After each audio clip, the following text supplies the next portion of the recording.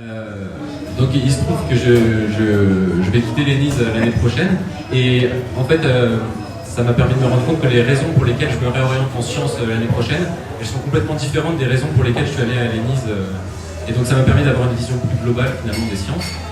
Et donc par avance, je m'excuse si jamais il y a quelques imprécisions. Je me suis basé sur ma petite expérience de la science, on va dire niveau de première année. Donc je vais commencer par définir ce que j'entendrai lorsque je parle des sciences. Donc j'essaierai de rester vraiment général sur le terme des sciences. Voilà, je parlerai des sciences, tout ce qu'on apprend au collège, lycée, physique, maths, chimie, bio, tout ça. Et j'essaierai de structurer en deux parties. Alors d'abord des raisons que je qualifie un peu d'extérieures à la science finalement. Et après des raisons plus intrinsèques finalement à la nature de la science. Donc voilà. Dans la première partie, la première raison qui m'est venue en tête lorsque j'ai commencé à réfléchir, c'est l'éducation familiale. Il se trouve que ma mère est ingénieure, mon père doctorat en biochimie, mon grand-père chimiste. Donc déjà à la maison, les conversations tournaient beaucoup plus autour des sciences que des lettres. Et ça m'a permis notamment d'avoir un regard différent de celui que l'école apporte en fait. Voilà, de ne plus voir les sciences comme un domaine scolaire, mais comme un loisir vraiment. De pouvoir s'épanouir sans être en cours. Et ça m'a vraiment beaucoup aidé et ça a eu une grosse influence sur mon choix de choisir les sciences. Et je me suis du coup posé la question, si mes parents étaient plus littéraires par exemple, est-ce que je serais vraiment allé en sciences? Et je sais pas finalement, j'ai pas la réponse. La deuxième raison qui m'a poussé à aller en sciences, donc plutôt au lycée en seconde, ce sont les notes finalement, hein, c'est un peu dommage, mais j'avais pas des mauvaises notes en lettres, mais j'avais des meilleures notes en sciences. Et en seconde, on est un peu dans une optique, enfin pour ma part, j'étais un peu dans une optique de moins j'en fais, mieux je me porte. Donc finalement, voilà, pourquoi se compliquer la vie à aller en lettres quand on peut choisir la facilité en sciences. Et j'aimerais juste insister un peu sur ce fait. Les notes, je trouve qu'au lycée, elles ont vraiment un aspect, une importance trop présente en fait. Et que finalement on oriente souvent les élèves qui ont les meilleures notes vers les écoles d'ingénieurs et ceux qui ont les moins bonnes notes justement un peu vers la fac, la licence de physique, tout ça. Et c'est vraiment dommage parce que ça veut un peu rien dire et voilà, en tout cas pour ma part dans le lycée où j'étais on était beaucoup trop conseillés par rapport aux notes et voilà. La troisième raison, donc plus extérieure à la science, ce sont les profs. Pour ma part j'ai quasiment toujours eu des bons profs en physique et en maths et ils m'ont pour la plupart donné envie d'aller vers ce domaine et je me souviens vraiment des profs voilà, qui étaient dans lesquels je préférais les cours et finalement presque pour les profs que pour ce qu'ils enseignaient. Donc voilà pour cette première catégorie de raisons. Donc maintenant je vais parler plus des raisons propres à la science, la structure de la science elle-même. La première raison c'est plus relatif à la théorie et au langage scientifique utilisé, donc à savoir les mathématiques. J'aime beaucoup les mathématiques, d'abord pour la richesse et la diversité qu'on y trouve. Voilà, c'est très facile d'avoir un regard mathématique sur les choses finalement, mais avec un niveau très élémentaire, on peut trouver des relations mathématiques un peu partout. Et ça c'est quelque chose qui me plaît beaucoup, d'arriver à trouver des relations mathématiques, hein, comme je dis. Et il y a aussi la solidité du raisonnement en maths que j'aime beaucoup.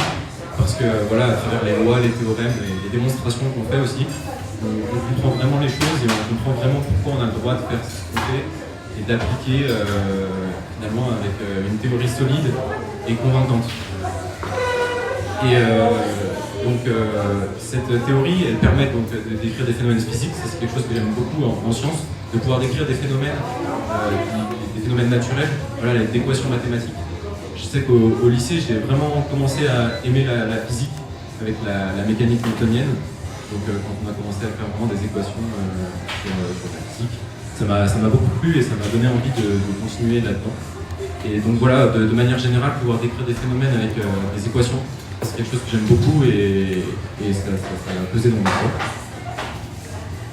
Et puis la deuxième raison, on va dire propre à la science, c'est le lien qu'il y a entre théorie et expérience. Voilà, on sait tous que c'est un lien qui est très fort. Hein. Et finalement, les expériences nous permettent de juger le niveau de fiabilité qu'on peut placer en une théorie.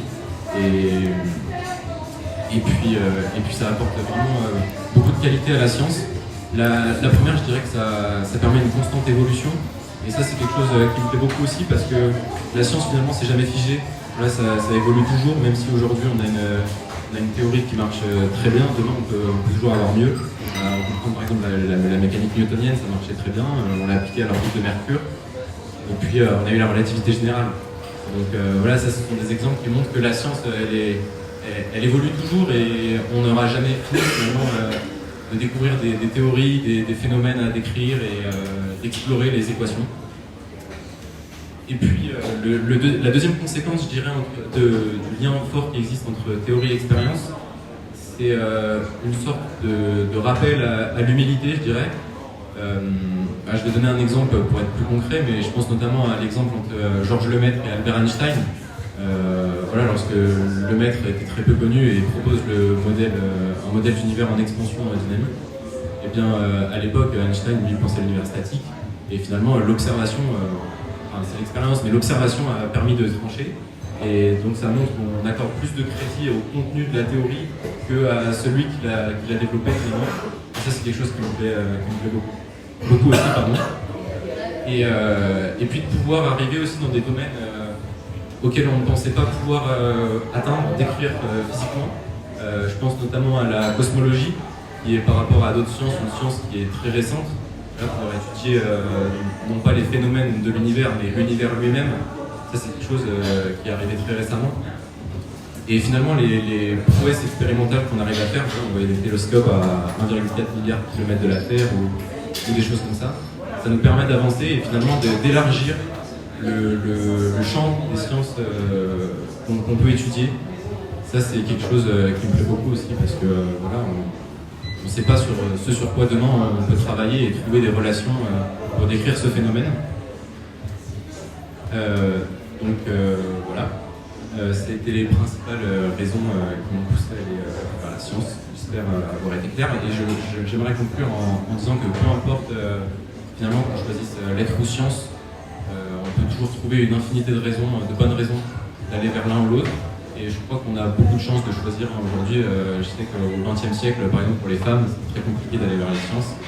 Et c'est bien qu'aujourd'hui ça évolue et qu'on puisse arriver vers finalement un modèle plus juste, plus équitable. Et donc voilà, merci pour votre attention. Alors moi, je m'appelle Emery Soubi, je suis en 3e année de droit à Jean Monnet aujourd'hui.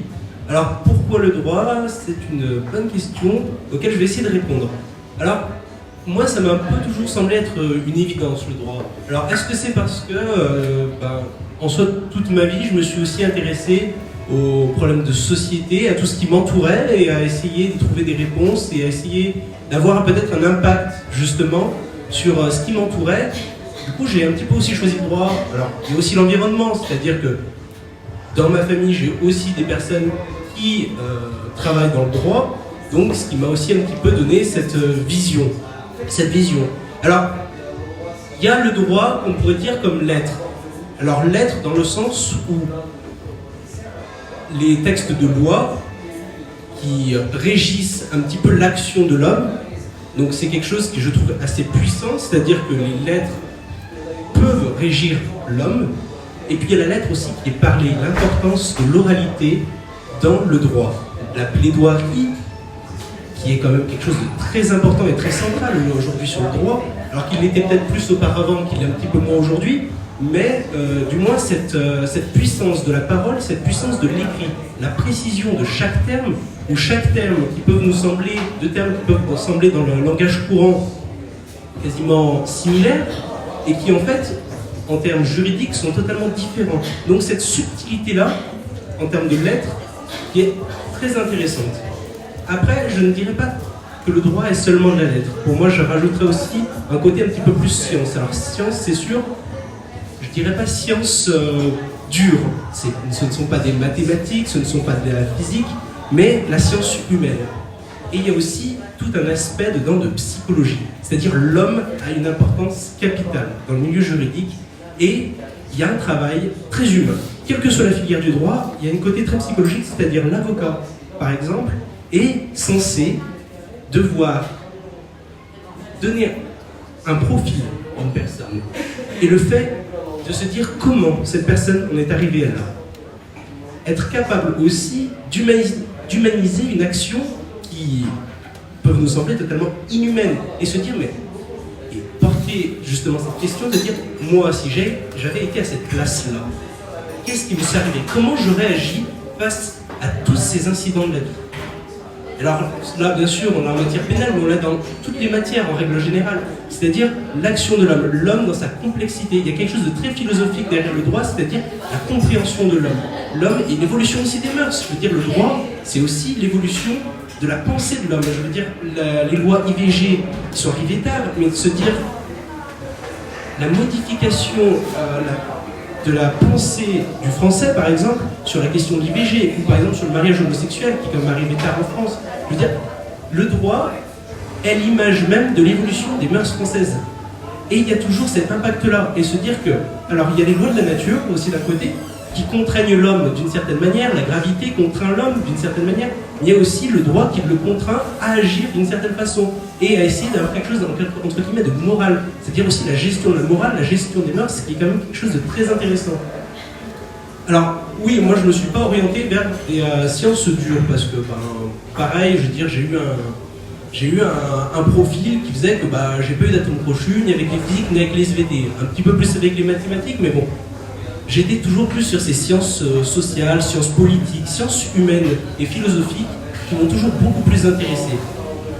Donc c'est un petit peu pour ça que je me suis orienté vers ça, mais je trouve que le droit va un petit peu avec toutes les matières, et notamment les matières scientifiques, parce qu'on sait que les sciences évoluent sans cesse, et parfois un peu trop vite en soi, et derrière on a le droit qui est là pour aussi dire ces choses-là, est-ce qu'on ne tomberait pas sur quelque chose qui est peut-être immoral? Est-ce qu'on ne devrait pas limiter en quelque sorte certaines avancées scientifiques qui sont quand même importantes, mais de se dire il faut quand même rester dans quelque chose de moral et la place de l'homme, c'est-à-dire que l'homme n'est pas forcément puissant, qui respecte une certaine limite et une certaine avancée aussi, il n'avancera pas au-delà de certaines limites et de vouloir se prendre pour ce qu'il n'est peut-être pas.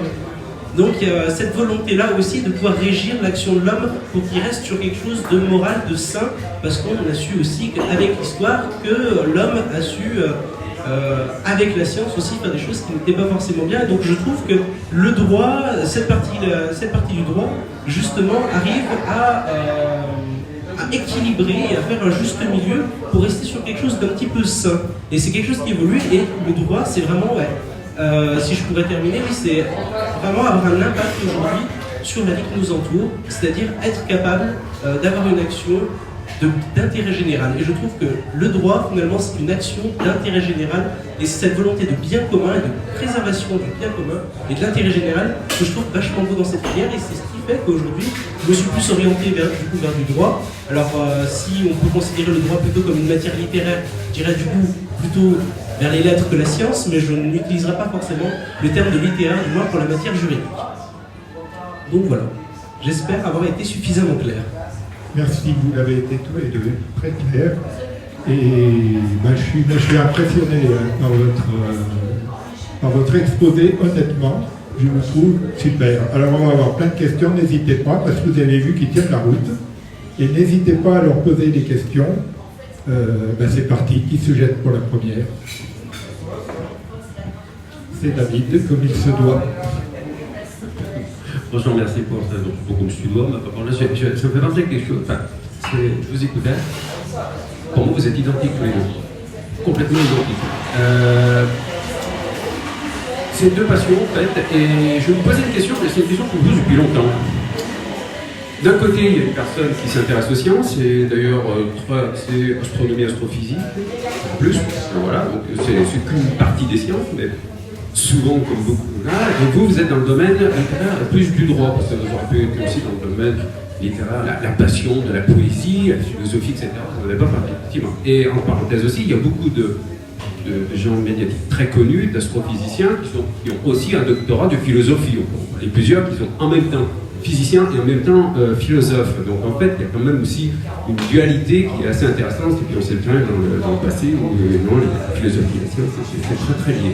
Moi je me pose une question, c'est qu'en fait, vous parliez D'astrophysique et de mathématiques.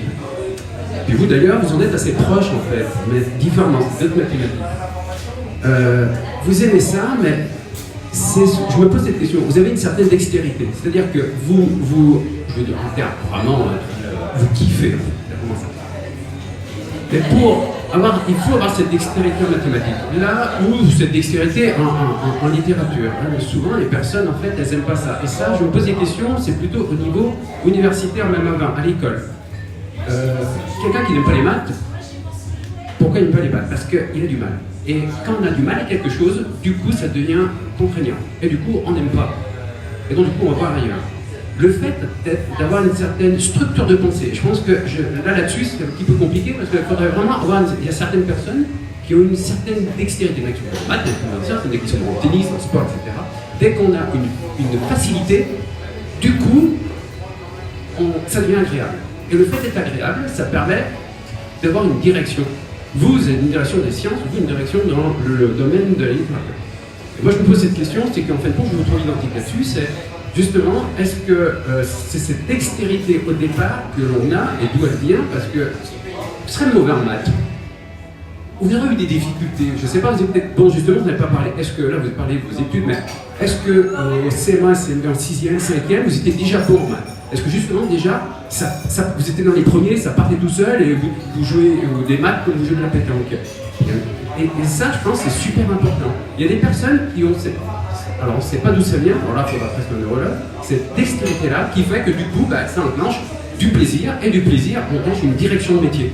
Si on est bon en maths, c'est vrai, celui qui est bon en tout, sur lui en guillemets, c'est-à-dire qu'il a un spectre dans tout, c'est vrai qu'il faut aller dans toutes les directions. Mais justement c'est ça en fait, est-ce que c'est cette dextérité-là dès le départ, et justement vous n'avez pas parlé de votre enfance, justement peut-être que vous, quand vous avez 12 ans, vous êtes doré par peut-être lire, alors qu'il y a beaucoup d'enfants qui n'aiment pas lire. Peut-être que vous, déjà, les maths, en 6e, 5e, c'était génial et peut-être ça n'allait pas assez vite et que vous auriez aimé sauter des classes. Donc justement, c'est cette dextérité-là, est-ce qu'elle est totalement indispensable pour pouvoir justement choisir un domaine et puis aller loin, puisque vous êtes à l'ENIS, sans doute peut-être un doctorat, justement pour aller vraiment jusqu'au bout de cette lumière que vous adorez parce que vous avez cette dextérité-là.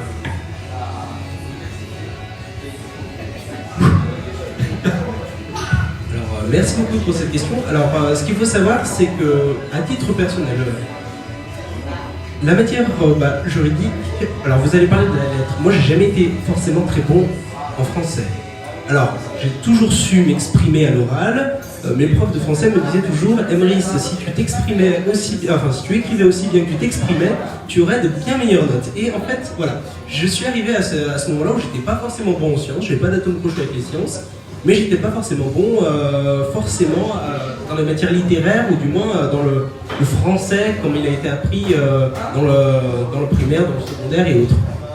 Donc forcément, il n'y a pas forcément cette dextérité, mais plus cette envie, cette curiosité. En fait, j'ai développé une curiosité, alors peut-être qui est innée, peut-être que c'est la dextérité aussi de ce côté-là, mais du monde qui m'entourait sur les questions politiques, sur les questions sociales, même très jeune.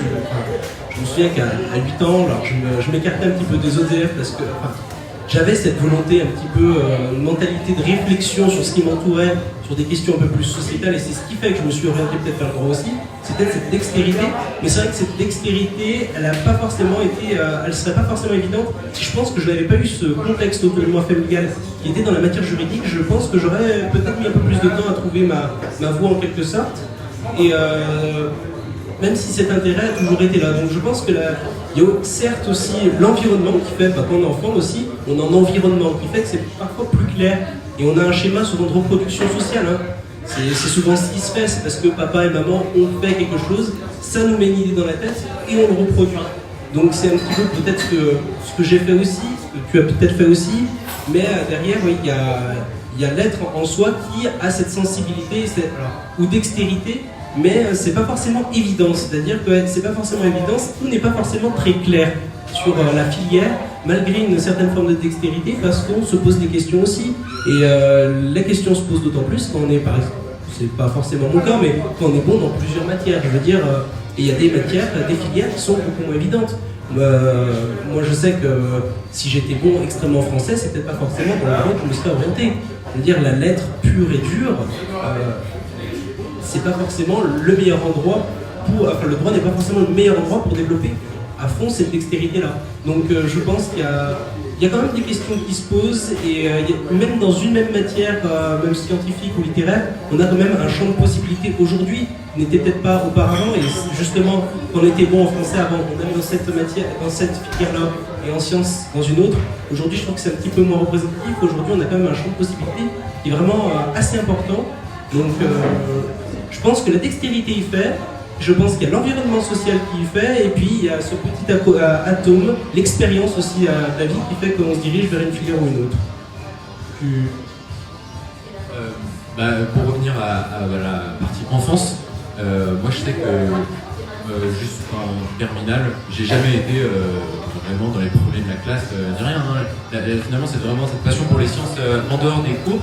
Je l'avais un petit peu, mais elle s'est vraiment développée en terminale et cette année-là. Mais je crois que j'aime bien une phrase d'Aurélien Barraud qui parlait de ça et qui disait que quand on est enfant, c'est très compliqué de s'épanouir à l'école si on n'a pas un environnement familial très privilégié ou une volonté de faire. Et je crois que ça c'est très vrai, et pour ma part, moi je sais que j'ai eu le soutien familial très privilégié pour me soutenir là-dedans. Et donc voilà, je crois que c'est pas du tout nécessaire d'avoir des facilités, mais c'est plus compliqué évidemment si on n'a pas les parents derrière pour nous pousser à continuer. Donc je sais pas si ça répond à la question. Oui, et du coup, j'avais une question pour Antoine. Où vas-tu te réorienter?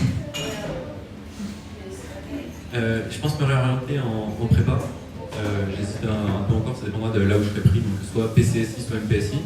Mais le but, c'est derrière de faire un master en physique théorique et puis une thèse. Donc c'est pas de retourner en école d'ingénieur, hein, c'est vraiment voilà, un master en physique théorique pour travailler dans la recherche. Donc du coup, c'est la science, mais vraiment du côté plus recherche, plus fondamentale. Ouais, voilà. En fait, c'est ça. Par exemple, il n'y avait vraiment pas de distinction entre sciences et technique en terminale. Et je me suis rendu compte de cette distinction cette année, hein, on dira la question tout à l'heure. Et je me suis rendu compte que voilà, j'aimerais plus m'éloigner de la pratique, de la technique, finalement, de la résolution de problèmes de l'ingénieur, pour m'amener vraiment plus dans la théorie, dans les mathématiques et dans les équations vraiment fondamentales sur la recherche. Et tu n'en fais pas de... quel métier, je ne sais pas encore le métier que... J'aimerais bien être enseignant-chercheur, mais on ne peut pas prévoir à l'avance. Mais ouais, enseignant-chercheur, ce serait bien.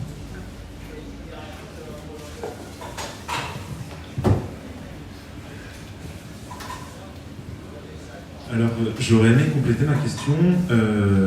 J'ai parlé d'un mur, parce que c'est ce qu'on va dire nos camarades et le ressenti qu'on a pu avoir dans notre... Je parle, on va dire, du ressenti de notre promotion, des premières années à l'ENIS, où il y a eu vraiment un mur qui a été, on va dire, une certaine difficulté, une marge de difficulté, qui est en lien avec cette ouverture. Alors, je sais que personnellement, moi, ça m'a vraiment conforté, de voir cette ouverture, ça m'a conforté dans mon choix que j'avais fait. Donc, j'ai, on va dire, mon attrait pour les sciences et pour l'ingénierie s'est vraiment agrandi. Est-ce que vous, quand vous avez vu, donc, par exemple, vous avez parlé de voir l'étendue du droit, en fait, de ce que c'est, est-ce que vous avez eu, on va dire, est-ce que le choc, il a été positif ou négatif? Est-ce que ça vous a fait peur ou pas? Alors le choc a été grand, mais en fait un petit peu, ce qui m'a conforté en fait dans ce choc, c'est justement de dire, en fait, je suis pas le seul. Et en fait, surtout qu'on a eu la petite vague Covid qui fait qu'on a eu un enseignement purement virtuel. Et ce qui est dommage parce que tout le propre du droit, c'est l'homme, c'est l'échange, c'est l'humain derrière. Et c'est la beauté justement de la matière juridique, ce qui nous a un petit peu manqué en deuxième année, ce qui fait qu'aujourd'hui je sais qu'il y en a beaucoup qui se réorientent et beaucoup de personnes qui ont abandonné parce que le droit finalement c'est pas du tout ce que j'imaginais. Alors oui, ça m'a totalement déstabilisé de savoir qu'un projet que j'avais depuis peut-être des années, de me dire de la matière pénale qui finalement ne m'a pas plu, de me dire je veux devenir avocat ou procureur. Finalement, je me suis dit, ça ne me correspond pas, du moins cette matière-là ne me correspond plus. Donc forcément, il y a eu une grosse déstabilisation, mais derrière, après, on se pose les bonnes questions et on se réoriente. Et du fait de la pluralité des matières juridiques, c'est de pouvoir finalement trouver facilement différents corps de métier et de pouvoir s'y rattacher assez rapidement.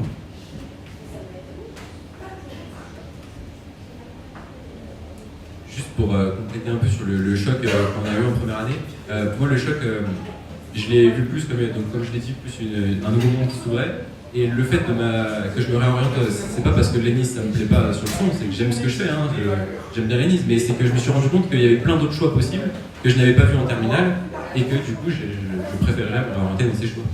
Voilà. Avant toute chose, merci une nouvelle fois pour les présentations que vous nous avez apportées, c'est sympa. Une double question, si vous le permettez, respectivement pour chacun d'entre vous. Je suis de la génération où les parents disaient aux enfants « fais du droit, tu sais pas quoi faire, fais du droit, le droit ça mène à tout ». Premièrement, est-ce que c'est toujours vrai? Est-ce que ça peut être vrai également pour les sciences? C'est ma première question. La deuxième question, on demande aujourd'hui aux juristes, dès qu'il y a une nouvelle disposition législative, etc., de s'interroger sur toutes les conséquences qui vont découler de ces dispositions. Est-ce que ça vaut également pour les sciences, quelles que soient les découvertes, etc. etc. Merci. Alors, pour la première question, le droit, ça mène à tout. Alors, oui et non. Le droit, à mon sens, dans la vision que j'ai, est un grand étendu de compétences qui peut mener à tout. Le problème, c'est qu'il ne faut pas voir cette filière comme une filière pour tout. Je ne sais pas où je vais aller en droit. Parce que j'en ai vu beaucoup des personnes qui sont parties dans ça. Je ne sais pas trop quoi faire, je vais partir en droit. Et finalement, sont dégoûtés de la matière. Sont dégoûtés des matières juridiques parce qu'on se dit, ben, oui, mais on m'a dit que c'était un passe-partout, mais il y a une difficulté aussi derrière. Il y a forcément cet atome crochu qu'il faut avoir, aussi de se questionner sur le monde qui nous entoure, aussi de s'intéresser un petit peu à tout et d'avoir du recul et d'avoir de savoir qu'en fait le droit c'est pas ce qu'on nous a dit, c'est-à-dire que souvent on dit en droit, c'est t'apprends toutes les lois et puis tu les régurgites. Et si seulement le droit ça se contraignait à ça, ça serait déjà premièrement bien triste. Et peut-être, je dirais trop facile, non, parce qu'au vu de l'étendue des lois, des choses comme ça, c'est loin d'être facile. Mais on a cette vision-là de dire que du moment où tu apprends, tu auras une bonne note. Va en droit, parce que du moment où tu as la capacité d'ingurgitation, c'est bon. Alors, bon, on va pas se mentir, le droit administratif et tous ces arrêts, pour ceux qui ont fait du droit, on connaît, et c'est pas forcément, il faut une capacité d'ingurgitation, mais ce n'est pas ça. Il faut vouloir aimer réfléchir, remettre un petit peu tout en question, et surtout être capable de s'approprier des notions et de les interpréter. Donc une personne qui n'a pas ces atomes crochus avec les matières juridiques, lui dire va en droit pour aller en droit, on le remarque très vite, hein, et ça se fait souvent dès la première année, il dit ce n'est pas pour moi, et il se réoriente. Donc le droit, ça peut mener à tout, mais si on en a envie, et si on a un minimum de projets, et des atomes crochus avec cette matière. Sinon, sincèrement, ça sert à rien de partir.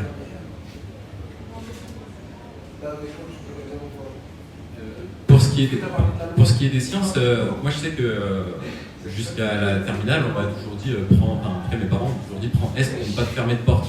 Mais je crois qu'après, en tout cas la terminale, il ne faut pas partir en sciences pour finalement pouvoir faire un peu ce qu'on veut. Mais effectivement, il ne faut pas se fermer de porte, mais il ne faut pas non plus rester dans un choix trop général sans vraiment spécifier, parce que sinon forcément oui on a beaucoup de chances de se tromper.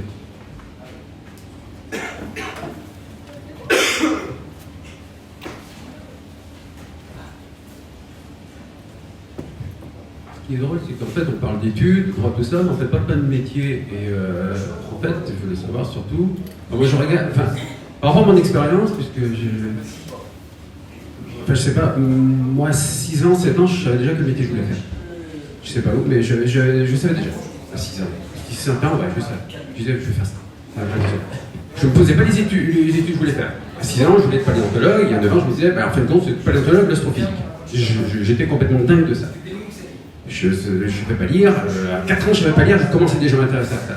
Je trouvais ça fou. Et c'est pas très bon d'ailleurs, parce qu'en fait, du coup, vous êtes tellement passionné qu'en fait, vous foutez rien à l'école et vous finissez en cas social et complètement inapte scolaire. C'est un petit peu. Mais, oui, je finis comme ça d'ailleurs. Mais bon, bref, et en fait, c'est ça, est-ce que vous, déjà plus jeune, vous vouliez déjà faire ce métier? Parce qu'en fait, on parle des études. Voilà, on fait des études, on fait du droit pour amener à quelque chose. Mais est-ce que déjà, vous n'avez pas une projection d'avenir? C'est ça. Parce que, je sais pas, moi, à 8, 9, 10 ans, je voyais ce métier, mais je voyais pas les études. D'ailleurs, je me posais plus. Je trouvais génial de voir des gens travailler dans ce métier-là. Puis c'est après que je me pose la question, mais c'est quoi comme étude? Mais en fait, c'est pas les études qui m'intéressent, c'est le métier. Alors, évidemment, il faut faire ses études pour faire ce métier. Mais en fait, vite faire ces études-là pour être dans ce métier. C'est surtout ça, en fait. Donc, c'est pas le fait des études, faire du droit, faire des sciences. Non, mais c'est pour faire quoi, en fait? En fait, c'est surtout l'horizon, l'avenir. Parce que, en plus, on sait très bien que dans la vie, en fait, c'est rare les gens qui font le même métier toute leur vie. Moi, je fais un métier qui n'a strictement rien à voir avec mes études, sauf que mes études font que c'est beaucoup plus facile de faire le métier que je fais maintenant. Donc, je me sers de ça, c'est-à-dire que dans certains métiers, j'ai fait des sciences, j'ai fait de la techno, j'ai fait des sciences, j'ai fait de la médecine, j'ai fait des trucs comme ça. Et du coup, c'est intéressant pour un métier mais qui n'a rien à voir avec les etc. Et c'est vrai que vous me dites que vous allez faire, vous allez être un chercheur. Oui, ok. Moi, je me souviens, quand j'ai fait mes études, j'avais mon maître de stage. J'ai regardé sur LinkedIn, il est plus du tout dans le domaine de la recherche, alors que c'est un docteur en physique optique, et il est plus du tout dans ce domaine-là. Enfin, dans le ministère, dans un ministère, c'est complètement différent. Donc c'est pour ça qu'on se projette dans l'avenir, mais en fait on ne sait pas du tout. Si ça se trouve dans quelques temps, vous serez directeur peut-être d'un laboratoire ou d'autre chose, ou peut-être dans un ministère ou autre chose, mais ça sera complètement différent. Alors ces études-là vont servir, mais c'est surtout en fait on fait des études, mais surtout est-ce que c'est plutôt une projection d'avenir, votre métier vraiment futur, ce que vous voulez faire, est-ce que vous voulez apporter, parce que si vous voulez faire un métier, c'est pour apporter quelque chose aux autres ou à la planète. Et souvent quand je regarde quelqu'un, parce que je fais pas mal je travaille avec des personnes qui sont étudiantes, qui viennent me voir justement parce qu'ils sont en fin d'études et pour certaines choses. Bon, bref, c'est le phénomène de mon métier, je vois pas mal d'étudiants, mais d'ailleurs c'est rarement des littéraires, rarement des sciences. La plupart du temps, et je grince des dents, c'est des commerciaux. Parce qu'on est plus dans le monde commercial, et là, actuellement, c'est marrant parce que vous avez. J'ai d'un côté des lettres, mais des autres, il manque plus qu'un autre domaine, c'est le domaine commercial. Parce que moi, je ne vois que des commerciaux. On est vraiment dans un monde du commerce et du business, hein, surtout. Donc, c'est surtout ça. En fait, c'est vraiment cet avenir-là. Vous parlez de vos études, mais en fait, votre futur à vous, votre métier, quelles que soient les études. C'est surtout ça que cette projection que je ne vois pas.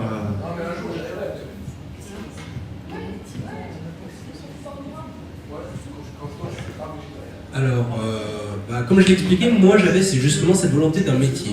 Un métier, mais le problème c'est que quand on ne connaît pas les matières, quand on ne l'étudie pas réellement, on a des idées, on a un métier qui est fait d'une certaine façon comme on l'imagine en soi. Et moi j'ai remarqué que justement en rentrant dans ces études, que c'était pas du tout ce que j'imaginais. Moi je me suis dit, ouais, avocat, je défendrai la veuve et l'orphelin. Finalement, en fait, non, c'est la matière ce métier qui m'intéressait. Finalement, je me suis rendu compte avec la découverte, justement, et je pense qu'en fait, les études, c'est un petit peu là aussi pour casser des schémas qu'on se fait, parce qu'on a beaucoup de personnes qui font coûte que coûte des formations pour justement faire un métier, parce que je veux faire ce métier, je veux faire ce métier, je veux faire ce métier.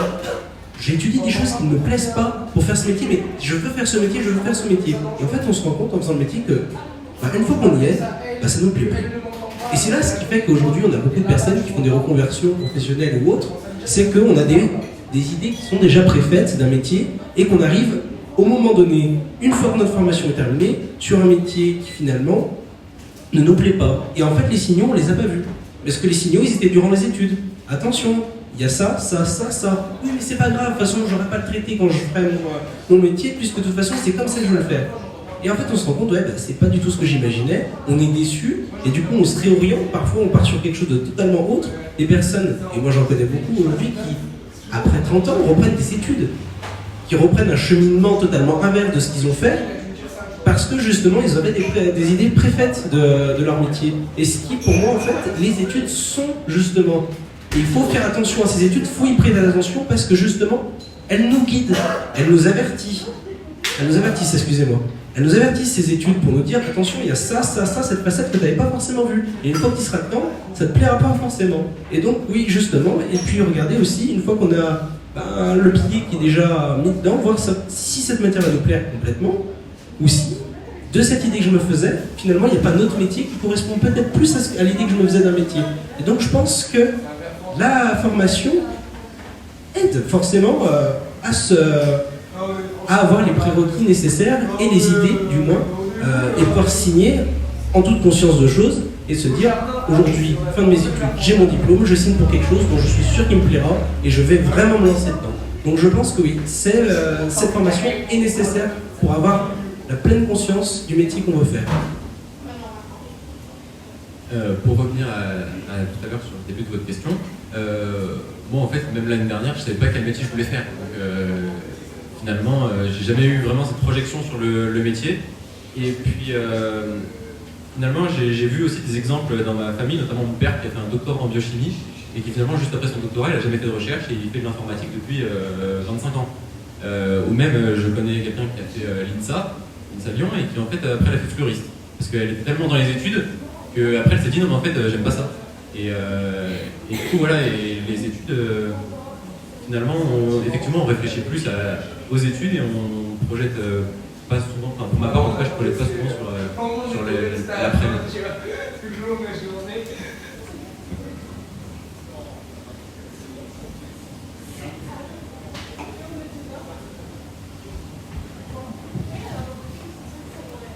Alors, moi, je vais mettre les pieds dans le plat. Bon, il n'a échappé à personne qu'on est en période un peu électorale. Si on regarde sur le paysage européen et français en particulier, même si c'est toujours embêtant de faire une dichotomie sciences-lettres, si on regarde en France, il y a à peu près 30% de personnes qui vont se lancer dans des études dites scientifiques ou techniques. Dans les études supérieures. Par contre, quand on regarde au niveau de nos représentants politiques en général, alors là il y a un seul contre-exemple pour l'instant parce que c'est la nouvelle ministre, la première ministre, qui est une ancienne polytechnicienne et ingénieure des mines, des ponts et chaussées, pardon. Mais si on regarde le paysage, là c'est pas 30%, là on est à 2% ou 1%. Et là, quel est, vous qui êtes dans le début, faites des études, comment vous arrivez à interpréter ça?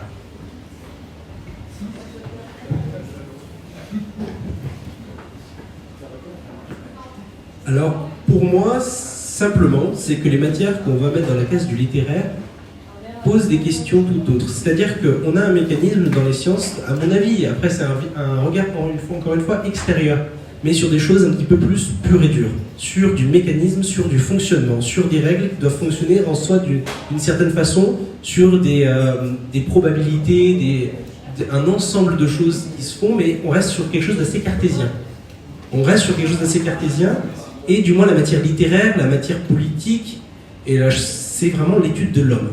C'est aussi un petit peu l'étude de l'homme, c'est aussi pour ça que j'ai choisi la matière juridique, que là en politique, il y a finalement beaucoup de juristes, on va pas se mentir, il y a aussi beaucoup de gens qui font des études comme Sciences Po ou l'ENA, forcément, mais c'est l'étude de l'homme, du comportement humain, et cette volonté d'avoir un impact sur la vie qui nous entoure, mais d'une manière différente, c'est-à-dire d'une manière un petit peu moins progressiste dans le sens scientifique du terme, mais dans cette volonté-là de compréhension de l'homme, compréhension des mœurs, de l'évolution, et de vouloir impacter le monde qui nous entoure de manière sociétale.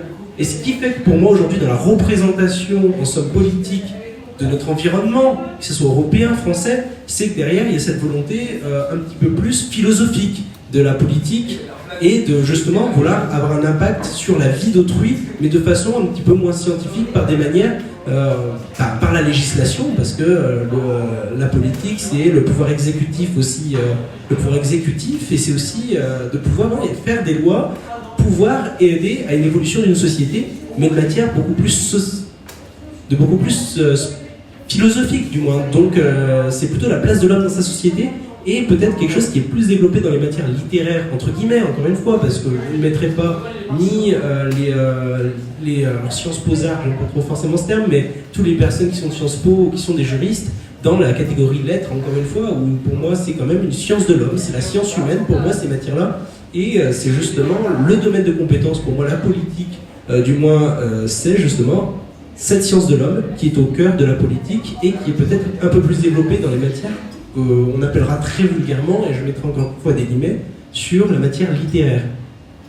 Ce qui, voilà, c'est après mon opinion qui est ce qui est, mais c'est plutôt ma vision des choses et ce qui explique plus ou moins ce schéma des anciens, politique de notre paysage. Alors, moi je parlais pas vraiment de la présence de scientifiques dans le monde politique, mais je pense aussi que je prendrais l'exemple du GIEC par exemple, qui publie des rapports, qui font des études scientifiques sur des faits environnementaux, et finalement, qu'est-ce que ça change politiquement? Il n'y a pas grand-chose. Donc voilà, et ça, je voulais juste ajouter ça. À l'heure actuelle, souvent les sciences sont considérées maintenant comme une opinion et non plus comme un fait prouvé. Bon, c'est un vaste débat dans lequel je ne vais pas vous lancer, mais j'avais envie à la suite de votre propos, de le dire, parce que dans le temps, on avait une preuve scientifique d'une chose, c'était quelque chose qui marchait. Maintenant, on est en train de basculer vers le fait qu'une théorie scientifique est plus une opinion qu'on a le droit de discuter, de contredire. Bref, je vous donne la parole. Peut-être c'était rapide, parce que moi je ne sais pas trop où je vais aller, parce que la question que vous avez posée, effectivement, je la trouve... je trouve que c'est un problème assez grave, effectivement. C'est un problème assez grave que je partage. Enfin, disons que je partage le constat, puisqu'on sent bien que implicitement vous le déplorez sans doute. Et ça revient un petit peu sur ma question de départ, sur la pertinence de cette distinction, le sens qu'elle a. D'abord parce que je me rends compte que depuis tout à l'heure, quand on y pense, en fait, le littéraire, entre guillemets, c'est quand même le grand absent, parce qu'en fait, personne ne s'en réclame. Donc du coup, c'est un peu compliqué de savoir en quoi ça consiste. Parce que on prend la question des sciences humaines, cette question de l'homme. Ce serait absurde de dire que la science s'en préoccupe pas. Je sais pas, les chercheurs sont quasiment toujours enseignants, c'est les gens qui sont pris dans les universités, aux prises avec les étudiants. On ne peut pas dire qu'ils en sont détachés, sinon parce qu'on nous les décrit comme tels. Mais effectivement, c'est un gros souci. Qui rejoint ce que j'avais dit ce que j'avais constaté moi. Alors quand je parlais par exemple du manque de quand je parlais du manque de curiosité des scientifiques, en l'occurrence, je pensais surtout à la question politique, à vrai dire, parce que quand j'étais sur les campus à l'époque, je militais et on savait bien que quand vous militiez, si vous vouliez trouver un public, il valait mieux aller dans les facs de lettres que dans les facs de sciences, sinon vous parliez beaucoup dans le vide. Et ça me concerne pas mal, mais je sais bien avec l'exemple que vous donnez sur le GIEC, qu'en vérité, c'est pas du tout détaché, simplement il y a cette distinction entre les littéraires et les scientifiques, elle produit, je pense que je pourrais refaire l'histoire, surtout en philosophie, on est vraiment notre position, le fait qu'en philosophie on soit aujourd'hui considéré en France comme des littéraires, c'est typiquement le produit de cette séparation-là, parce que si vous prenez dans les pays anglo-saxons, c'est pas du tout le cas. Et d'ailleurs, de fait, en philosophie, on s'intéresse à la vérité et on fait des raisonnements rigoureux, donc a priori, on est beaucoup plus censément des scientifiques, puisque si on considère que le littéraire s'intéresse, je ne sais pas très bien, puisqu'il n'est pas là pour vous expliquer ce que c'est, mais s'il y en avait un jour, ce serait bien. Mais voilà, c'est cette distinction qui fait qu'aujourd'hui, on a des politiciens qui n'ont quasiment aucune culture scientifique, qui ne comprennent ni comment ça marche, ni ce qu'ils font vraiment. Quand on voit les réformes sur le mode de fonctionnement de la recherche, c'est une catastrophe et on se demande bien, on se demande pas, on le sait, c'est cette répartition entre les deux qui fait qu'ils n'ont aucune culture scientifique et à l'inverse, il y a ce peuple littéraire qui se disant a une vue sur la façon dont vous le décrivez, que c'est dur, cartésien, machin, les gens s'intéressent qu'à certains trucs et tout ça est très caricatural et je trouve que ça en fait c'est un peu le produit de ce problème-là en fait. Je trouve que les deux questions sont très liées en fait. La question qu'on se pose ce soir et ce constat politique sont très liés. Le fait que ça paraisse évident que les deux n'ont rien à voir, ça sent probablement un rapport avec le fait qu'on a des politiciens qui sont persuadés qu'ils n'ont rien à voir avec la science en fait. Donc voilà, j'ai pas de question vraiment, mais je voulais simplement développer sur ce point parce que je le trouve passionnant. Je vous donne la parole et puis après on fera une petite pause. Oui, c'est par rapport à ce que vous disiez tout à l'heure qu'on a tendance à considérer que la science actuellement c'est une opinion. Alors moi je renvoie à une réunion qu'on a faite il y a quelques mois qui s'intitulait « Qui croire que croire ?» Alors effectivement, on parlait des sciences. Alors la science aboutit à un constat. Voilà. À partir de ce constat, il y a un certain nombre d'experts qui ont... Enfin, il y a un consensus entre différents experts sur ces constats.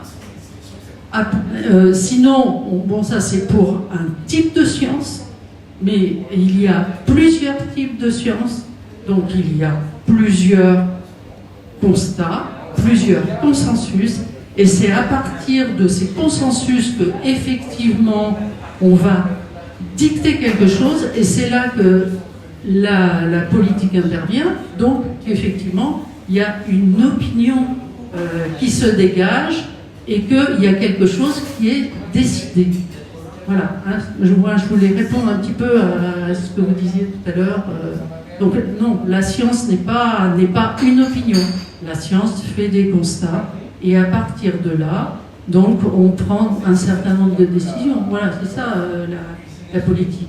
Alors après, effectivement, la science ou les sciences peuvent vérifier les effets des décisions qui ont été prises. Et puis bon, je rejoins un petit peu ce que vous disiez tout de suite, c'est-à-dire qu'effectivement, il y a des politiques qui ne connaissent pas les sciences et qui ne comprennent pas non plus les constats qui ont été faits.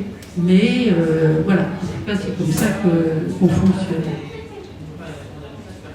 Oui, effectivement, c'est vrai, hein, parce qu'aujourd'hui, on connaît tous, pratiquement tous, l'impact que l'homme a sur la planète, mais pour autant, quelles actions politiques, quelles conclusions politiques on en tire, pas grand-chose, hein, finalement, pour l'instant.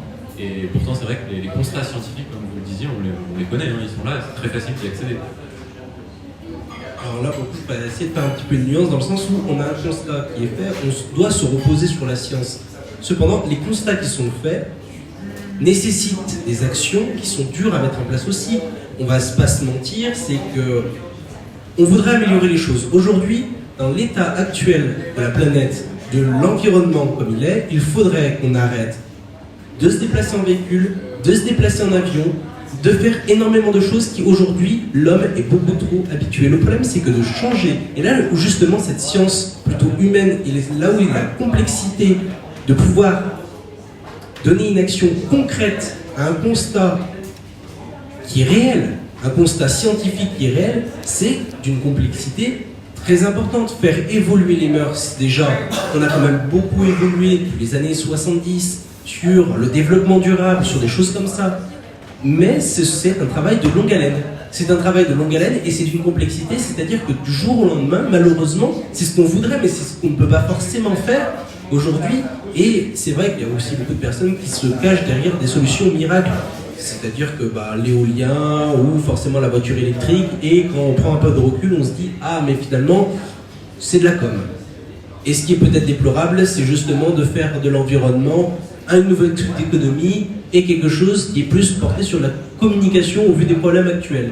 Mais le problème, c'est, encore une fois, que face à ces constats, une réponse doit être donnée. Le problème, c'est la barrière qui est faite entre le constat scientifique et la volonté d'action du politique, c'est l'homme. C'est-à-dire que ce qui est bête, c'est que c'est l'homme. Mais tous autant que nous sommes, on a tous un téléphone. Qui aujourd'hui, entre nous, alors peut-être un peu plus les personnes qui ne l'ont pas connu, mais moi je sais qui fait partie d'une génération qui est née dedans, on me demande de couper tout appareil électronique. Aujourd'hui, dans le monde où l'on vit, c'est quasiment impossible.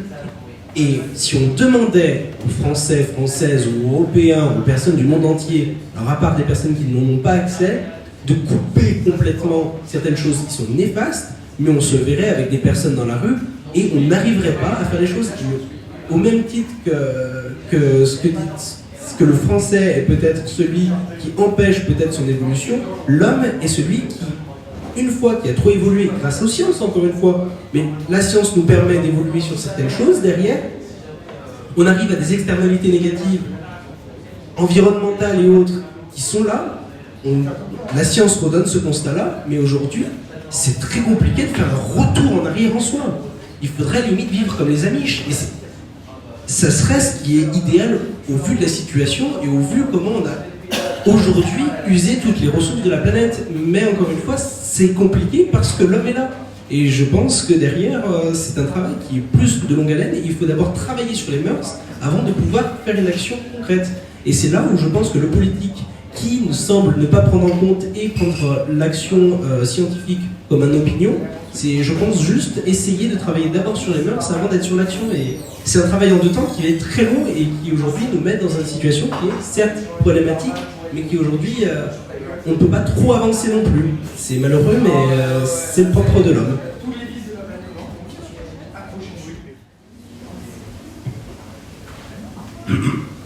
Je voulais revenir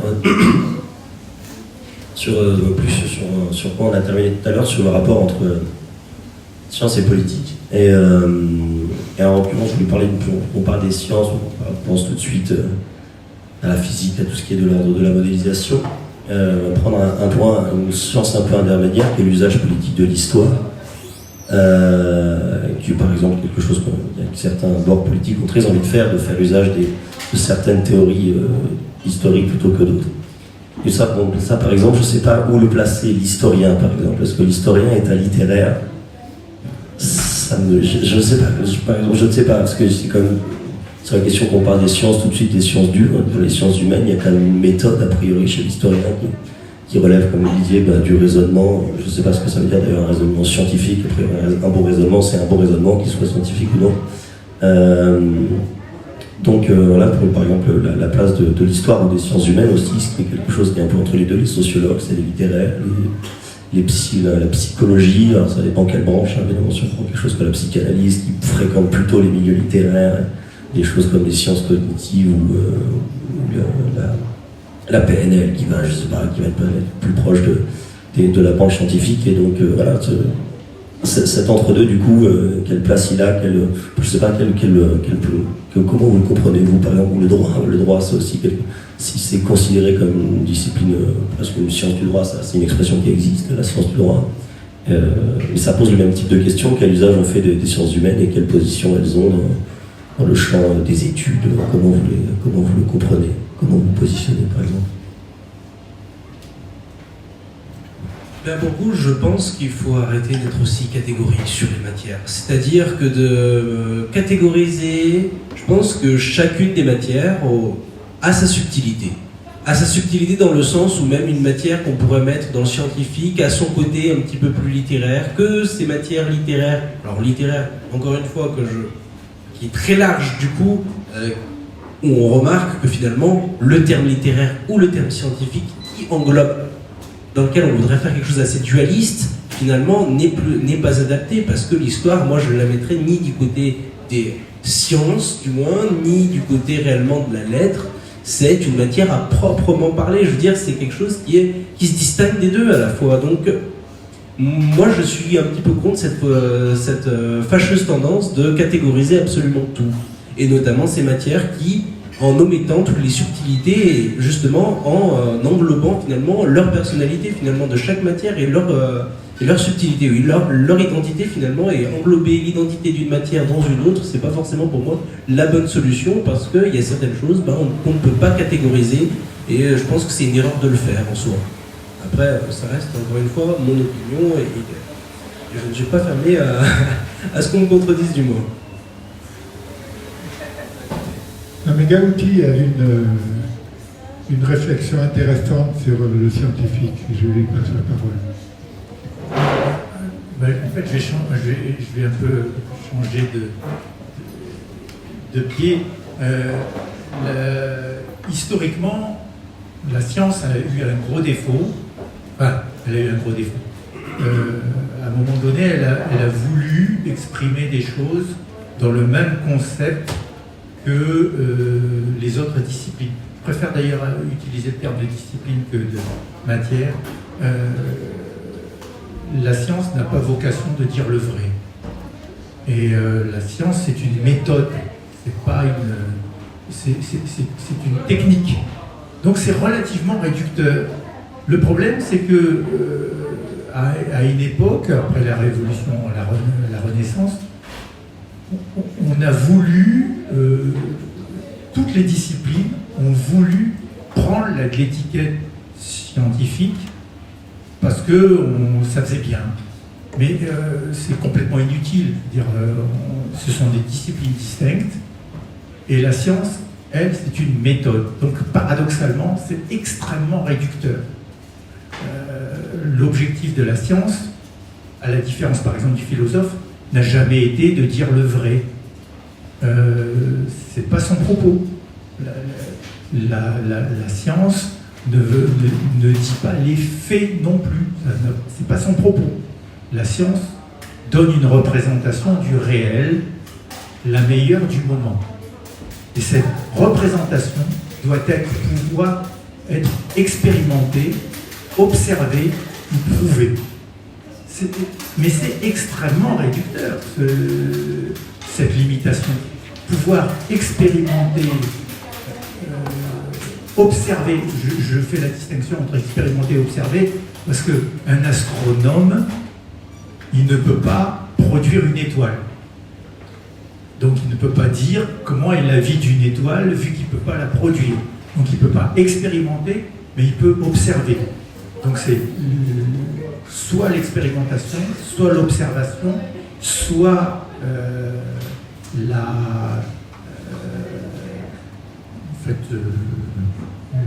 c'est l'observation ou l'expérimentation qui permet de définir qu'une affirmation est scientifique.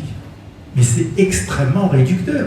Donc en fait, toutes les autres disciplines ne devraient jamais revendiquer d'être scientifiques. Parce que quelque part, c'est hyper difficile. Vous posiez tout à l'heure la question de l'histoire. L'histoire, on peut observer par rapport à ce qui s'est déjà passé, mais si on n'a pas un recul suffisant, eh bien, à ce moment-là, on ne peut plus affirmer qu'on a une observation suffisante.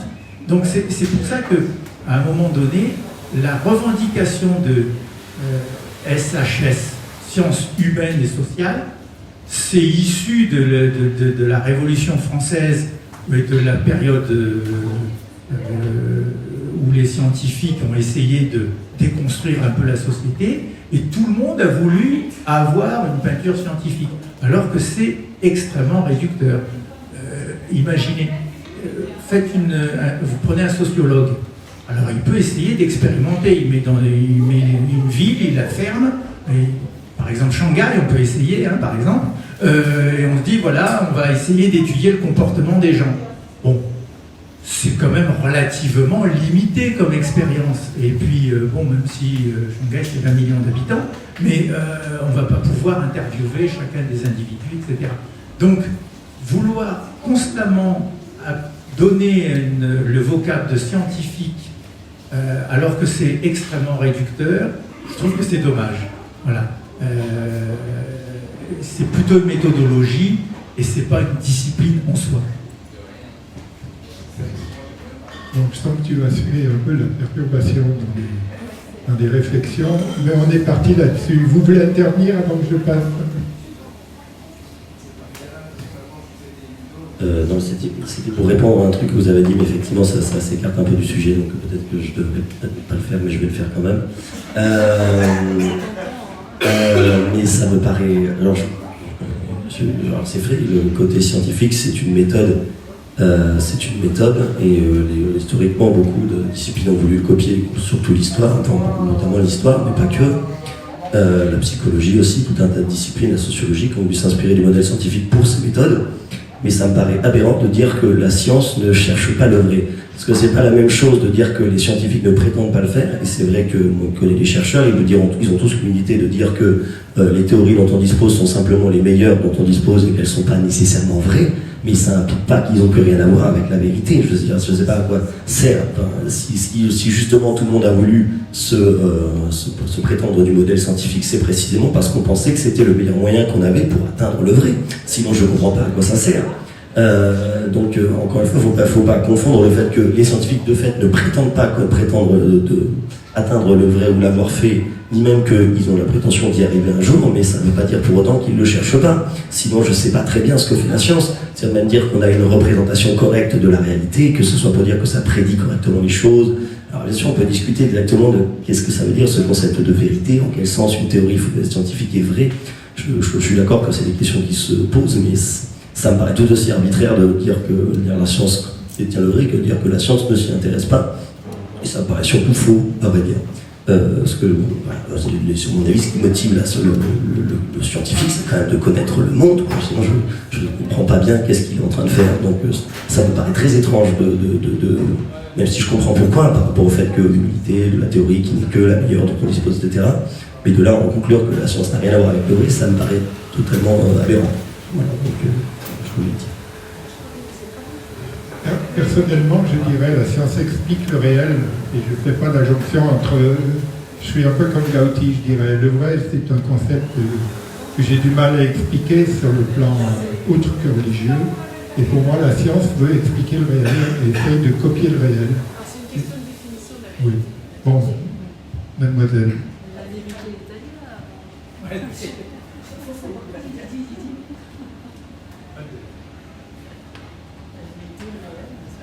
Alors, en fait, moi, c'était pour reprendre ce qu'avait dit mon professeur. En fait, donc il y a des personnes qui vont observer, donc il y a toute la nature. Donc il va y avoir les étoiles, les forêts, la biodiversité, les humains, qui observent les humains. Et ce que je me suis dit, c'est que ceux qui observent les humains, je vais plutôt commencer par ceux qui observent les forêts. Et ben en fait, en gros, ils vont avoir une sensibilité par exemple à la faune et la flore que peu de gens vont développer, parce qu'en général, on développe, on voit notre papa et notre maman, et c'est pas un arbre, donc on n'a pas cette sensibilité avec cette nature. On peut très bien vivre sans avoir une sensibilité à la nature, alors que si on avait une sensibilité avec les humains, on va avoir des problèmes déjà pour parler avec nos parents.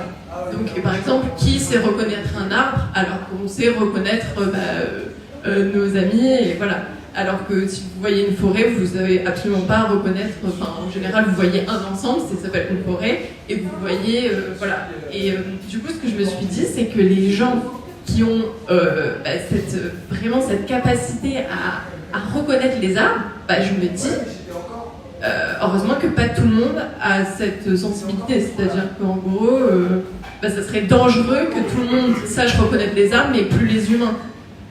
Parce qu'en fait, du coup, c'est peut-être presque, j'appelle ça une anomalie, mais non mais vraiment, c'est-à-dire qu'en gros, il y a des gens, par exemple, Alan Turing, je sais pas si vous voyez, donc un grand mathématicien, et lui, il avait je pense que voilà, il avait ce don et ça a permis à la guerre de gagner. Mais heureusement que pas tout le monde ne sont comme Alan Turing, juste pour voilà, parce qu'il était très spécial dans le sens qu'il était dans les mathématiques et du coup il en oubliait le reste qui est voilà. Du coup, est-ce que vous pensez qu'il y a un rapport entre comment dire, parce qu'on dit oui, ce serait bien que tout le monde soit comme Einstein, mais si on était tous Einstein ou Alan Turing et qu'il y avait tout ça, je pense qu'il y aurait un problème. Donc il faut juste qu'il y ait certaines personnes qui le soient et voilà. Et après il a été beaucoup rejeté aussi, donc, mais je pense que ça fait partie un peu du caractère, c'est-à-dire qu'en gros, je pense que tous les génies ont été beaucoup rejetés, quoi. Pour ceux qui ne le sauraient pas, Alan Turing, c'est celui qui a décrypté les codes secrets de l'armée allemande lors de la guerre mondiale et on lui doit en grande partie la victoire des Anglais. Là aussi, un film très intéressant à voir sur Alan Turing. Qui n'avait pas de chance à l'époque, qui était homosexuel et qui lui a valu d'être banni et même de mourir. Oui, du coup, pour revenir à ce que tu disais, oui, effectivement, il y a aussi le fait que la diversité, c'est toujours mieux, et heureusement qu'on n'est pas tous pareils, mais pour autant, c'est pas parce que quelqu'un reconnaît tous les arbres qu'il ne reconnaîtra pas ses amis. Voilà, on peut très bien faire les deux, mais ce qu'il y a, c'est que c'est la diversité qu'il faut.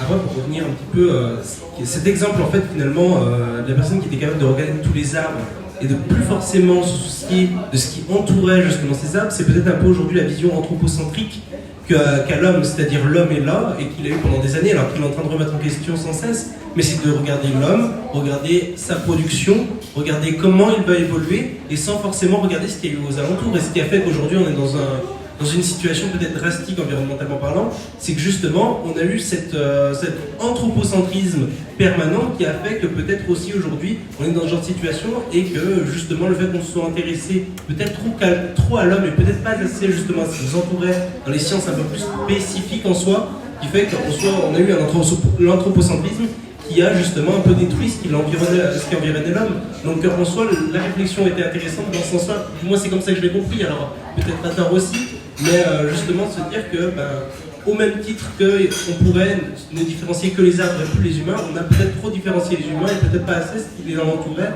alors sans forcément rester que sur les arbres. Et oui, en soi, du moins, oui, c'est que cette vision-là qu'on peut peut-être faire aussi à côté de ça. Oui, enfin, ce que cette personne décrivait, c'est de la synesthésie, hein, tout simplement. Hein, c'est-à-dire qu'en fait, bon, il y a beaucoup de personnes, certains sont autistes, d'autres ne le sont pas, mais en fait, il suffit tout simplement, quand vous regardez quelque chose, vous avez une autre sensation. Si on regarde des personnes, par exemple, il y a des couleurs, et ensuite on mémorise les couleurs, et comme ça, on peut avoir une mémoire qui, en fait, on l'a lié sur la mémoire profonde, et du coup, on regarde quelque chose et en fait on l'a imprimé à vie, voilà. Donc quand vous dites quelque chose, il imprime aussi à vie et on peut refaire, voilà. C'est synesthésie, il y a beaucoup de personnes comme ça d'ailleurs. Ça ressemble un petit peu à l'oreille absolue aussi, on sent une note en fait du coup il y a une couleur, il y a une sensation, et du coup en fait on a une sorte de sensation, c'est pratique et du coup vous pouvez reproduire, voilà, enfin, c'est bon. En fait, chaque personne a une particularité, c'est la particularité de notre cerveau, et c'est ça qui est génial, parce qu'en fait, ce cerveau fait que, on peut dire anomalie, c'est différent, parce qu'il y a beaucoup d'autisme, enfin bon, c'est un autre domaine, mais il y a beaucoup d'autisme qui vont dire, en fait, ce n'est pas une maladie, en fait, c'est une autre perception, ce sont des êtres qui ont une structure de pensée, je recommence avec ça, mais qui est différente, mais voilà, qui permet, en fait, on n'utilise pas la même mémoire, je suis pas qui utilisent une autre mémoire plus profonde, et justement, voilà, mais c'est pas grave, au contraire, c'est même génial, ça peut être génial, parce que certains, justement, font ce métier-là, dans le domaine artistique et autres. Et justement, pour rebondir là-dessus, entre science et littérature, moi je me suis toujours dit, enfin quand j'étais petit, je me disais ça, en fait, je voyais pas l'intérêt, enfin pour moi les sciences étaient majeures. C'est terrible ce que je vais dire, c'est horrible, je suis souvent horrible. Les sciences étaient majeures, la littérature était mineure, plus, voilà, parce qu'en fait, la littérature, c'est créé par l'homme. Enfin, c'est nous, on fait du livre, on endosse notre langage. C'est-à-dire qu'en fait, si c'est quelqu'un d'étranger d'un autre pays, il leur paye la même chose. Voilà, ça sera notre littérature, etc. Alors que la science est universelle, et en fait, c'est la compréhension de notre monde. Moi, ça m'a toujours interrogé quand les gens ne savent pas que la Terre tourne autour du Soleil. Pour moi, c'est majeur, c'est primordial. Et que le Soleil tourne autour du bulbe galactique, et que notre galaxie se dirige vers la facteur étrange, etc. Bon, bref, c'est des choses que tout le monde doit savoir. Voilà, qu'il y a 8 planètes, système solaire, etc. Parce qu'on est beaucoup d'astronomie. Enfin, il y a des choses qui sont, pour moi, c'est majeur. Si on ne sait pas ça, il y a un problème. Si on pas, la Terre, elle est ronde. On ne se pose pas de questions. C'est voilà. Elle est ronde, et pourquoi elle est ronde? Elle n'est pas tout à fait ronde en plus. Pourquoi? Ah oui, mais ça, c'est notre monde. C'est une culture que tout le monde doit avoir, parce qu'en fait, ça veut dire que les gens ne savent pas sur quoi ils marchent. Alors que la littérature, nous l'avons inventée. Vous voyez, je veux dire, c'est que si on ne connaît pas la littérature française, ben, en fait, quelqu'un qui est anglais ou un japonais, à la limite, ce serait normal que le japonais ne le sache pas. Sauf que un japonais sait que la Terre est ronde, sait que la Terre tourne autour du Soleil, que le Soleil tourne autour du bulbe galactique, que le galactique descend sur la lumière, etc. Bon, ben ça, ils savent tout ça. Donc du coup, pour moi, en fait, il y a le majeur, c'est-à-dire en fait la culture vraiment de notre monde. La leçon de choses, moi quand j'étais enfant, on appelait ça la leçon de choses. Vous savez, je sais pas, il y avait un livre avec une coccinelle, j'adorais ça, c'était la leçon de choses. C'est des choses, c'est les fondamentaux. Voilà, tout le monde sur la planète le savent. Tout le monde doit savoir. Alors que la littérature, en fait, c'est artificiel. Ne pas le savoir, c'est dommage, mais moins grave que de ne pas savoir que la Terre tourne autour du Soleil. Voilà, en exagérant. Voilà, c'était juste ça, et c'est pour ça que je mettais plutôt la science, plutôt l'art majeur. Voilà,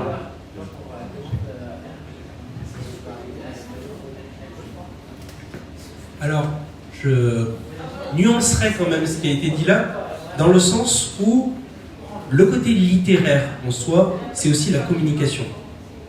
C'est aussi la communication, c'est aussi comprendre la personne qui est les personnes qui est à côté de nous, et c'est ce qui aujourd'hui fait qu'on est sur une société qui est très individualiste, c'est-à-dire que le fait de ne plus s'intéresser peut-être à la lettre, à la communication, à la personne qui nous entoure, et peut-être plus aux sciences, si on s'intéresse purement aux sciences, on tombe sur quelque chose qui nous cloisonne en soi, entre je suis mon individu, qui est sur la Terre, qui est sur le système, et des choses comme ça. Je pense qu'en fait, il faut quand même un socle, une base d'à peu près tout, que ce soit de lettres, que de sciences, forcément, les fondamentaux, bien sûr. Il faut savoir que la Terre est ronde, même si c'est contesté par les platistes. Mais voilà, ce que je veux dire, c'est qu'il faut... Je pense pas qu'il faille choisir en soi. Je pense que choisir, justement, ça serait un petit peu ruiner la complexité de ce qui nous entoure et ce qui fait qu'on se cloisonne. Se cloisonner, ce n'est pas une bonne chose pour moi. Et je pense qu'il faut vraiment avoir ce socle, tant littéraire que scientifique. Et que si on se concentre que sur l'un au détriment de l'autre, il y a des externalités qui ne sont vraiment pas positives, que ce soit d'un côté ou de l'autre. Juste pour revenir, bien sûr, il y a des concepts fondamentaux sur lesquels, comme la Terre est ronde, on ne peut pas douter, oui, tout le monde devrait le savoir, mais la culture, ça a quand même une influence sur la science et sur son développement. C'est-à-dire que sur l'interprétation d'une théorie, deux cultures peuvent avoir deux interprétations différentes. Et ça, je crois qu'il faut aussi le prendre en compte. Je pourrais rajouter à ce que vous dites, oui, je vais lui donner la parole. Je pourrais rajouter à ce que vous dites, c'est qu'une équation mathématique, elle parle. Sauf qu'elle parle à qui ? À celui qui peut la lire. Donc il va falloir quelqu'un qui traduise en langage littéraire ce qu'une équation mathématique dit. Et là on se retrouve avec un vrai problème, c'est est-ce que le littéraire va vraiment dire la même chose que l'équation? Seulement qui comprend l'équation sans le littéraire à part le scientifique qui l'a écrite? Donc on a un problème de transmission entre les deux, mais je vais donner à Alexandra la parole. C'est une réponse. Si on y va à la truelle sur la distinction des deux concepts, la science c'est la description du réel, les lettres on va dire que c'est la culture humaine. Quand on était des hommes préhistoriques, que la Terre soit pas du monde, en fait ça n'a absolument pas changé notre vie. Par contre, avoir des histoires communes, avoir une culture commune, émettre des récits, des légendes, des mythes, c'est ce qui fonde notre société humaine en fait. On n'existe pas sans culture. On est cherché à expliquer le monde et ses phénomènes à travers une mythologie, une cosmogonie, etc. En fait, la culture est préexistante. Et pour moi, certes, on n'a pas à opposer science et lettres, c'est très bien tout ce que vous avez dit, mais si je veux provoquer jusqu'au bout, on meurt vraiment tous collectivement parce que la planète ne nous permet plus d'y vivre. En gros, la planète, elle s'en fout, elle vivra sans nous. Ce qui fait sens aujourd'hui dans notre façon de vivre, c'est la façon dont nous vivons ensemble, et nous vivons ensemble par une culture commune, parce qu'on retrouve des concepts équivalents, comme Blanche-Neige existe dans tous les pays, dans toutes les cultures. C'est la culture qui fait sens dans notre société humaine. Et c'est ça qui nous fonde en tant que société. Donc non, c'est pas mineur. Mais je ne pouvais pas dire autre chose en tant que vrai. Dire que, d'après moi, ce qui nous sauvera, c'est notre culture.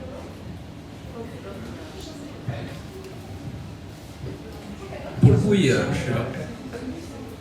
le coup, je partage totalement cet avis-là, dans le sens où vraiment on tombe sur une société vraiment qui est justement de plus en plus cartésienne.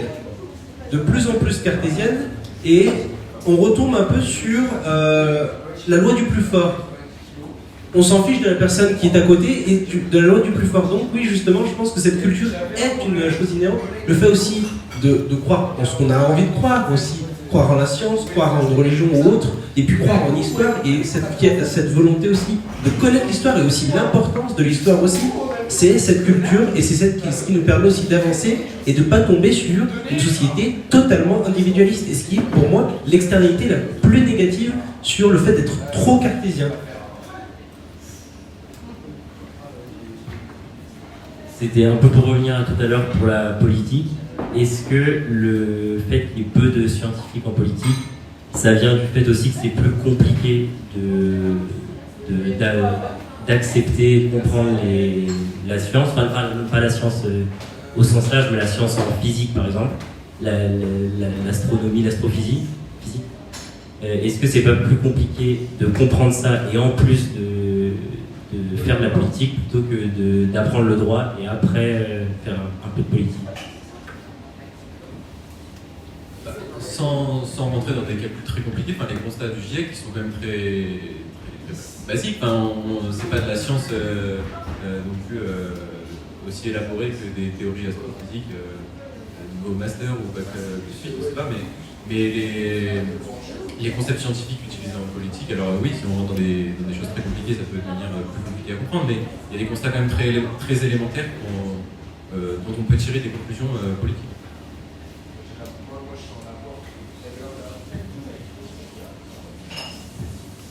Moi, je pense personnellement que le constat ou la science n'est pas dans la politique n'est pas le souci. Enfin, la compréhension de ceci n'est pas le souci. Dans le sens où, par exemple, quand on parle du GIEC, les constats et les conséquences, on les a dit, il n'y a pas de difficulté de compréhension derrière. Ce qui est incompréhensible derrière, c'est les choix que la politique fait avec ces constats-là. Là où il y a cette question qui...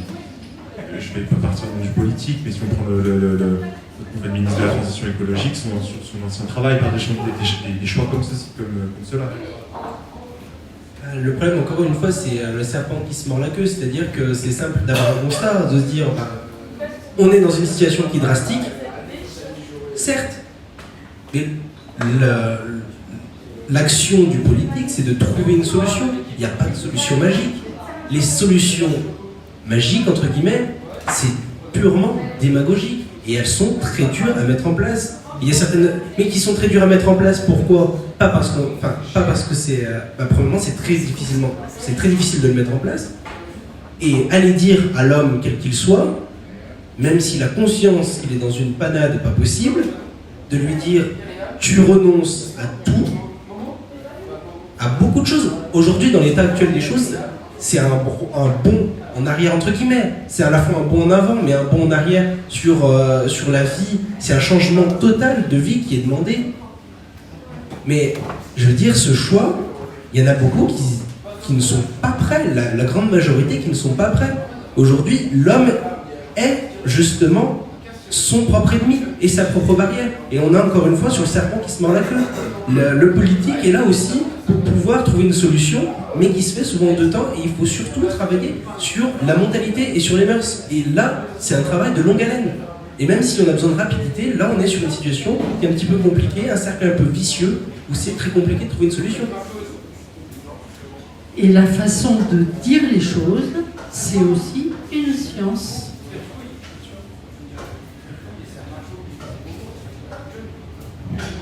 Moi, je suis orthophoniste, donc les lettres, la langue, tout ça c'est très important. Je travaille avec des sourds qui, grâce à la science, ont des appareils, peuvent entrer dans le monde du langage. Donc les deux, c'est intimement lié. C'est pas un serpent qui se mord la queue, c'est intimement lié. J'allais dire autre chose aussi sur le langage. Si on ne raconte pas d'histoire aux enfants, s'ils n'ont pas accès aux contes, je ne sais pas si un jour ils vont faire de la science. Parce qu'il faut découvrir l'implicite, il faut découvrir ce qu'il y a derrière les mots, il faut aller chercher, donc il faut découvrir la curiosité, et un scientifique doit être curieux.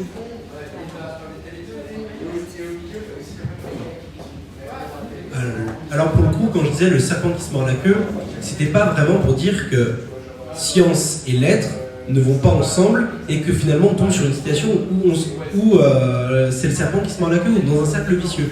Là où on parlait, c'était de dire que je parlais plutôt dans le terme de l'environnement, c'est-à-dire qu'on a besoin d'une situation drastique, sauf que l'homme qui a causé cette situation drastique n'est pas capable de refaire ses bons en arrière et on est dans une situation qui est compliquée, où c'est difficile à avancer. Mais bien sûr que de toute façon, l'humanité fonctionnent avec en quelque sorte deux jambes, l'une la lettre et l'autre la science, et qu'elles sont complémentaires et qu'elles ne sont pas forcément à distinguer et à catégoriser de façon aussi nette du moins. Et je pense que oui, forcément c'est très complémentaire. Alors, je ne sais pas si tu voulais rajouter quelque chose.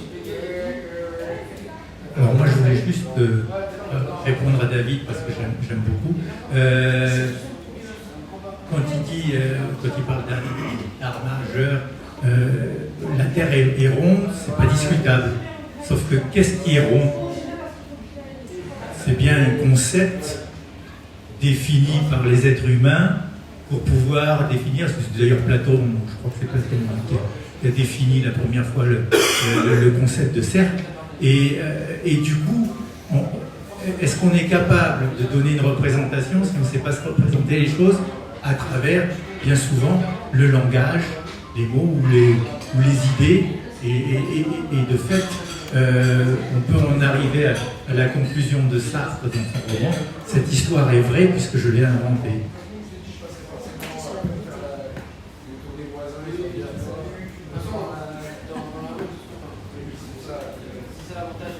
Ouais. Je vais poursuivre en faisant des réponses. Je réponds sur ce que vous disiez, mais même si là encore, je trouve que sur la question de l'environnement, on n'est pas du tout dans la question de base, mais bon, c'est pas grave, Et sur le cas du cercle de Platon, alors après, je pense pas que ce soit Platon qui l'ait décomposé, ça doit être Euclide à mon avis plutôt que Platon.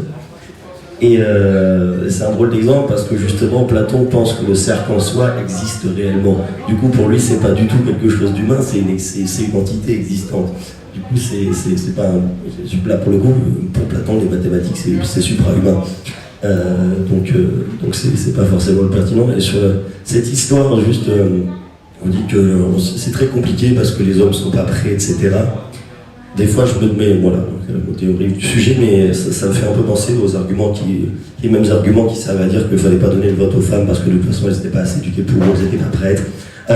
Et c'est toujours ce type d'argument qui, à mon avis, sert à manquer plus d'excuses aux politiques pour dire qu'on ne le fera pas parce que les gens ne sont pas prêts. Alors que dans le fond, c'est pas si sûr que ça. Je suis pas du tout persuadé que ce soit si vrai que ça et que ce truc de travailler sur les mœurs, c'est pas une bonne excuse pour ne rien faire. Mais c'était juste pour répondre à ça, parce que vraiment cet argument de les gens sont pas prêts, c'est vraiment un truc qui a été utilisé à la pelle dans des tas de domaines. Et en fait, c'est un peu un truc que disait Kant, c'est que si vous attendez toujours que les hommes soient suffisamment libres, vous leur donnerez jamais la liberté. Voilà. Alors après, je disais pas que ça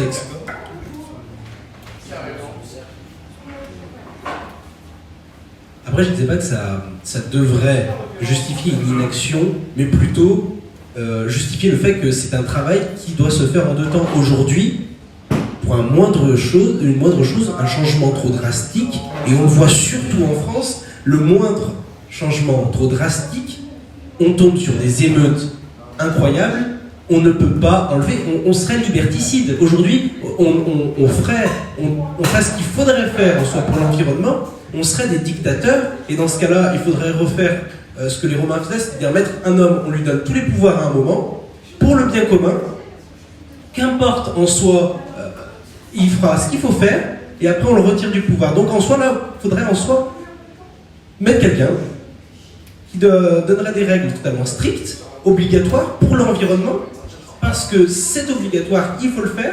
Qu'importe, du coup, l'homme qui se réclame, qui sait une entrave à ma liberté, lui dire tais-toi, quitte à utiliser la force, parce qu'aujourd'hui, on voudrait faire des choses comme ça, il faudrait utiliser la force. Donc on tombe sur quelque chose où va se battre un petit peu la moralité et la nécessité. Et est-ce que, après c'est mon opinion encore une fois, mais est-ce que la nécessité justifierait, là on tomberait sur quelque chose de un peu machiavélique dans le sens où la fin justifie les moyens.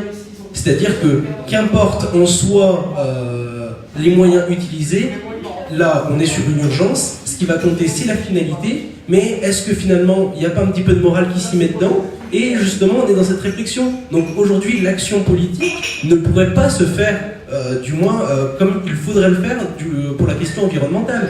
Du moins c'est vraiment mon avis pour le coup, et que derrière on essaie de faire un petit juste milieu, c'est-à-dire entre l'action et tout ça, et puis il faut aussi trouver les solutions, c'est-à-dire c'est bien beau de faire un constat, mais quelles sont réellement les solutions? Quelles sont réellement les solutions? Donc la question, par exemple, de l'énergie, de se dire, sur l'électricité, démantèlement des centrales nucléaires, démantèlement aussi peut-être parce que si on regarde l'éolien, c'est aussi polluant, si on regarde le photovoltaïque, c'est aussi polluant. Donc se dire, qu'est-ce qu'on fait? On n'utilise plus d'électricité ou des choses comme ça. Mais j'extrapole, bien sûr, mais derrière, il y a toute une réflexion qu'il faut se faire sur déjà se dire à l'homme qu'il ait conscience, qu'il ait la conscience aussi du mal qu'il cause par son action au quotidien aussi. Après, voilà, c'est vraiment ce que reflète pour moi la situation actuelle. Donc, on est en train de déborder là du sujet. J'en profite pour vous dire qu'on va faire un jour un café sur l'énergie. Mais que sur l'énergie, parce que le sujet est trop vaste et puis on ne va pas le traiter maintenant sous cette forme-là, puisqu'on est dans un domaine autre. Mais c'est un sujet qu'on traitera un jour sur l'énergie.